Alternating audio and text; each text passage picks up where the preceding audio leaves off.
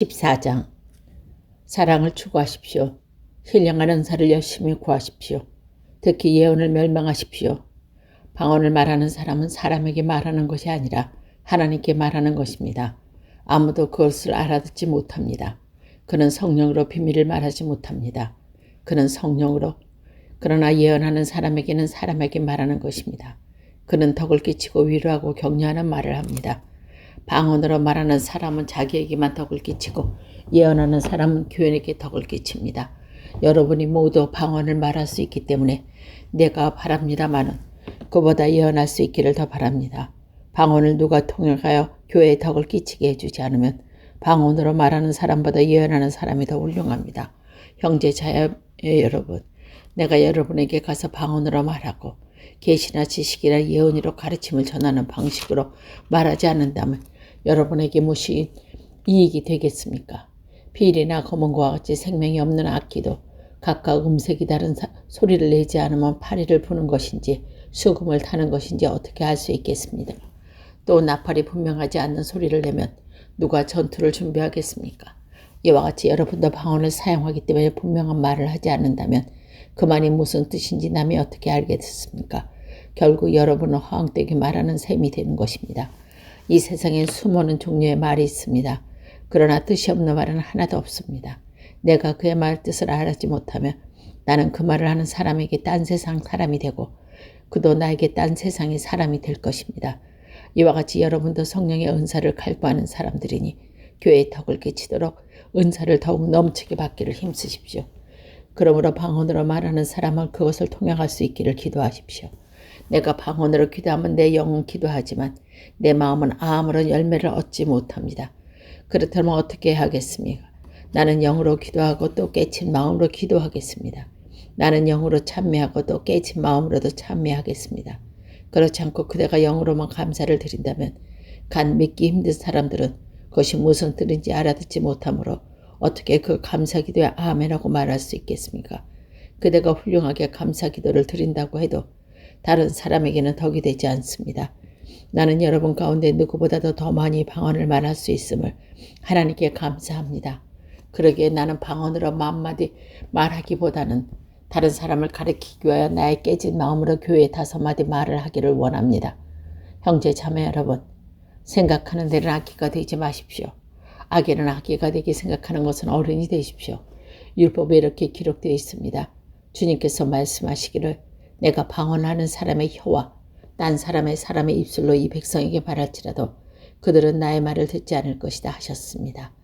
그러므로 방언은 신자들에게 주는 표징이 아니라 불신자에게 주는 표징이고 예언은 불신자들에게 주는 것이 아니라 신자들에게 주는 것입니다. 온 교회가 한자리에 모여서 모두가 방언을 말하고 있으면 갓 믿기 시작한 사람이 믿지 않는 사람이 들어와서 듣고 여러분을 미쳤다고 하지 않겠습니까? 그러나 모두가 예언을 말하고 있으면 갓 믿기 시작한 사람이나 믿지 않는 사람들이 들어와서 듣고 그 모두에게 질책을 받고 심판을 받아서 그 마음속에 숨은 일을 드러내게 됩니다.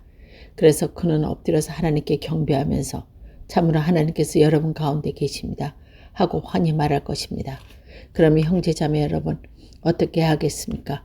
여러분이 함께 모이는 자리에는 찬송하는 사람도 있고 가르치는 사람도 있고 형제의 계시를 말하는 사람도 있고 방언으로 말하는 사람이 있고 통역하는 사람도 있습니다. 모르는 일을 나에게 덕이 되게 하십시오. 누가 방언으로 말할 때에는 둘 또는 많아야 셋이 되게 말하되 차례로 말하고 한 사람은 통역을 하십시오. 통역할 사람이 없거든 교회에게 침묵하고 자기에게와 하나님께 말하시어 예언하는 사람은 둘이나 셋이 말하고 다른 이들은 그것을 분별하십시오. 그러나 앉아있는 다른 사람에게 계시가 내리거든 먼저 말하던 사람은 잠잠하십시오. 여러분 모두 한 사람씩 예언을 할 수 있습니다. 그래야 모두가 배우고 권면을 받게 됩니다. 예언하는 사람의 영은 예언하는 사람에게 통째로 받습니다. 하나님은 무질서의 하나님이 아니라 평화의 하나님이십니다. 성도들의 모든 교회에서 그렇게 하는 것과 같이 여자들은 교회에서 잠자코 있어야 합니다. 여자에게 말하는 것은 허락되어 있지 않습니다. 율법에서 말한 대로 여자들은 복종해야 합니다. 배우고 싶은 것이 있으면 자기 집에서 자기 남편에게 물어보십시오. 여자가 교회에서 말하는 것은 자기에게 부끄러운 일입니다. 하나님의 말씀이 여러분에게서 났습니까? 또는 여러분에게 내렸습니까? 누구든지 자기가 예언자이거든 성령의 은사로 받은 사람이라 생각하거든 내가 여러분에게 써보내는 이 글이 주님의 명령이라는 것을 알아야 합니다. 누구든지 이것을 인정하지 않으면 그 누구도 인정받지 못할 것입니다. 그러므로 나의 형제 자매 여러분, 예언을 열심히 구하십시오. 그리고 방언으로는 말하는 것을 막지 마십시오. 모든 일을 적절하게 하고 질서 있게 해야 합니다. 15장 형제 자매 여러분, 내가 여러분에게 전한 복음을 일깨워 드립니다. 여러분은 그 복음이 전해 받았으며 또한 그 안에 있습니다. 내가 여러분에게 복음을 전해드리는 말씀을 헛되이 믿고 그것을 굳게 잡고 있으면 그 복음을 통하여 여러분도 구원을 얻을 것입니다. 나는 전해받은 귀중한 것을 여러분에게 전해드렸습니다. 그것은 곧 그리스도께서 성령대로 우리 죄를 위하여 죽으셨다는 것과 무덤에 묻히셨다는 것과 성경대로 사흘날에 살아나는 것과 게바에서 나타나시고 다음에 12 제자에게 나타나셨다고 하는 것입니다. 그 외 그리스도께서 한 번에 500명이 넘는 형제 자매에게 나타나셨는데 그 가운데 더러는 세상을 떠났지만 대다수는 지금도 살고 있습니다. 다음에 야고보에게 나타나시고 그 다음에 모든 사도들에게 나타나셨습니다. 그런데 맨 나중에 다리 타지 못해서 난 자와 같은 나에게도 나타나셨습니다. 나는 사도 가운데 가장 작은 사도입니다. 나를 사도라고 불릴 만한 자격도 없습니다. 그것은 내가 하나님의 교회를 박해했기 때문입니다. 그러나 나는 하나님의 은혜로 오늘 내가 되었습니다. 나에게 베풀어 주신 하나님의 은혜를 헛되지 않았습니다. 나는 사도들 가운데 어느 누구보다도 더 열심히 일하였습니다. 그러나 이렇게 한 것은 내가 아니라 나와 함께 하신 하나님의 은혜입니다. 그러므로 나나 그들에게나 할 것 없이 우리는 이렇게 전파하고 있으며 여러분은 이렇게 믿었습니다. 그리스도께서 죽은 사람 가운데서 살아나셨다고 우리가 전파하는데 어찌하여 여러분 가운데 더러는 죽은 사람이 부활이 없다고 말합니까? 죽은 사람이 부활이 없다면 그리스도께서는 살아나지 못하셨을 것입니다. 그리스도께서 살아나지 않으셨다면 우리의 선포도 헛되고 여러분의 믿음도 헛될 것입니다. 우리는 또 하나님의 거짓이 증언되는 대로 판명될 것입니다.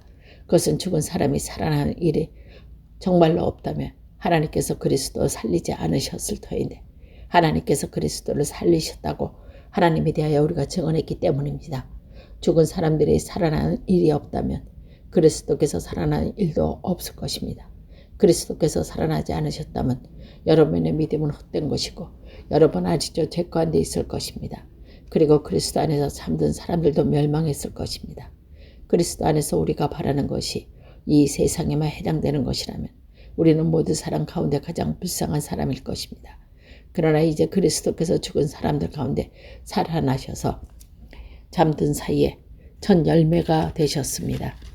한 사람으로 말미암아 죽음이 들어왔으니 또한 한 사람으로 말미암아 죽은 사람이 또 부활이 옵니다. 아담 안에서 모든 사람이 죽은 것 같이 그리스도 안에서 모든 사람이 살아나게 될 것입니다. 그러나 각각 세 차례 그렇게 될 것입니다. 첫째는 천리와 열매이신 그리스도요. 그 다음은 그리스도께서 재림하실 때에 그리스도께 속한 사람들입니다. 그때가 마지막입니다. 그때 그리스도께서는 모든 통치와 모든 권위와 모든 권력을 패하시고 그 나라를 하나님 아버지께 넘겨드릴 것입니다. 하나님께서 모든 원수를 그리스도의 발 아래 두셨을 때까지 그리스도께서 다스려야 합니다. 맨 마지막으로 멸망받은 원수는 죽음입니다. 성경에 이르기를 하나님께서 모든 것을 그 아래에 굴복시켰다 하셨습니다. 모든 것을 굴복시켰다고 말할 때는 모든 것을 그에게 굴복시킨 분은 그 가운데 들어있지 않을 것을 명백합니다. 그러나 모든 사람이 하나님께 굴복당할 그때에는 아들까지도 모두 거지 자기에게 굴복시킨 분에게 굴복하실 것입니다. 그래서 하나님은 만유의 주님이 되실 것입니다. 죽은 사람이 살아나지 않는다면 죽은 사람을 위해 세례를 받는 사람이 무엇 하려고 그러는 것입니까? 죽은 사람이 정말로 살아나지 않는다면 무엇 때문에 그들을 죽은 사람을 위하여 세례를 받습니다. 그리고 또 우리를 무엇 때문에 시시각각으로 위험을 무릅쓰고 있습니까? 형제 자매 여러분, 나는 가문이 단언합니다. 나는 날마다 죽습니다. 이것은 우리 주 예수 그리스도께서 여러분에게 하신 그 일로 내가 여러분을 자랑스럽게 여기는 것이나 많고 확실한 것입니다. 내가 예배소에서 맹수와 싸우려고 하더라도 인간적인 동기에서는 한 것이라면 그것이 나에게 무슨 유익이 되겠습니까? 만일 죽은 사람이 살아나지 못한다면 내일이면 죽을 터이니 먹고 마시자 할 것입니다. 속지 마십시오. 나쁜 동무가 좋은 습성을 마칩니다.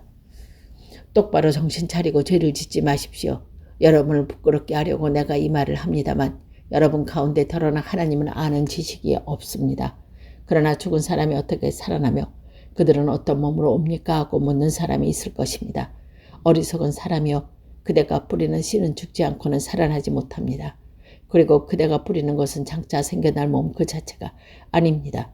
밀이든지 그 밖에 없던 곡식이든지 다만 씨앗을 뿌리는 것입니다. 그러나 하나님께서는 원하시는 대로 그 씨앗에 몸을 주시고 그 하나하나의 씨앗에 갖게 고유한 몸을 주셨습니다. 모든 살이 똑같은 살은 아닙니다. 사람이 살도 있고 짐승의 살도 있고 새의 살도 있고 물고기의 살도 있습니다. 하늘에 속한 몸도 있고 땅에 속한 몸도 있습니다. 하늘에 속한 몸이 영광과 땅에 속한 몸들의 영광이 저마다 다릅니다. 해의 영광이 다르고 달의 영광이 다르고 별들의 영광이 다릅니다. 날마다 영광이 다릅니다. 죽은 사람의 부활도 이와 같습니다. 썩은 것을 심을 때는 썩지 않는 것으로 살아나고 비천한 것으로 심을 때는 영광스러운 것으로 살아납니다. 악한 것을 심는 데는 강한 것으로 살아납니다. 자연적인 몸으로 심는데 신령한 몸으로 살아납니다. 자연적인 몸이 있으면 신령한 몸도 있습니다. 성경에 첫사람 아담은 산명이 되었고 기록한 바와 같이 마지막 아담은 생명을 주시는 영이 되셨습니다. 그러나 신령한 것이 먼저가 아닙니다. 자연적인 것이 먼저요. 그 다음이 신령한 것입니다. 첫사람은 땅에서 났으므로 흙으로 되어 있지만 둘째 사람은 하늘에서 났습니다. 흙으로 빚은 사람과 같이 흙으로 되어 있는 사람이 그러하고 하늘에 속한 그분과 같이 하늘에 속한 사람들이 그러합니다. 흙으로 빚은 그 사람의 형상을 우리가 입은 것 같이 우리는 또한 하늘에 속한 그분의 형상을 입을 것입니다.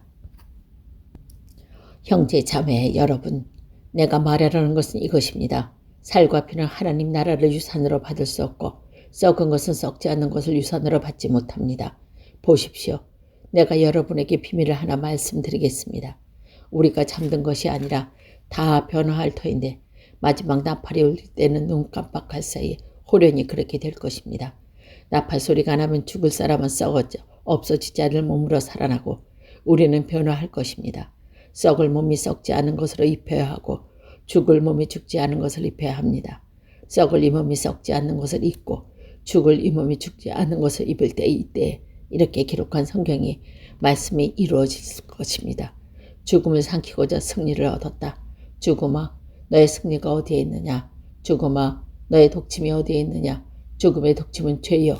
죄의 권세는 율법입니다. 그러나 우리 주 예수 그리스도를 통하여 우리에게 승리를 주시는 하나님께서 우리를 감사를 드립니다. 그러므로 나의 사랑하는 형제 자매 여러분, 굳게 서서 흔들리지 말고 주님의 일을 더욱 많이 하십시오. 여러분이 아는 대로 여러분의 수고가 주님 안에서 헛되지 않습니다. 16장 성도들을 도우려고 모으는 헌금에 대하여 말합니다. 내가 갈릴리 여러 교회에 지시한 것 같이 여러분도 그대로 하십시오. 매주 첫날에 여러분은 저마다 수입에 따라 얼마씩을 따로 저축해 두십시오. 그래서 내가 갈 때에 그제야 헌금이 있어야 할 것입니다.